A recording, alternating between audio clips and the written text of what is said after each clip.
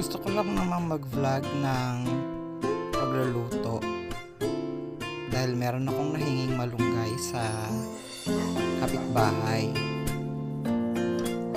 Pero nung umupo ako dun sa table, nakita ko na hindi naman nakikita yung mga gulay na hihiwain ko.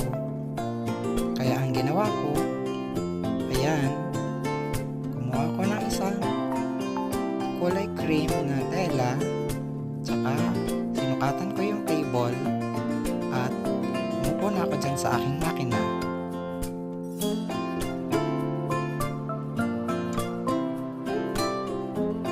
Pinahayaan ko na siya ng cover para maliwanag na nakikita ng mga viewers yung aking mga gulay, malunggay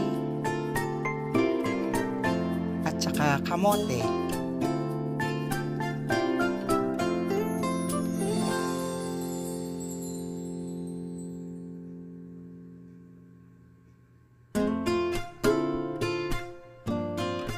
Ayan na siya, papalitan ko na ng cover yan.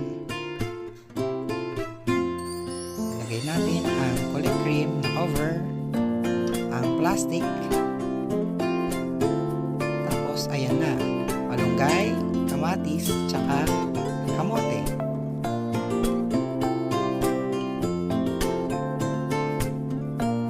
At nang masubukan natin yung ating kalan na kahoy na binili para sa akin ni Jose. Ayan na yung finished product. Ang sarap, kabayan. Promise.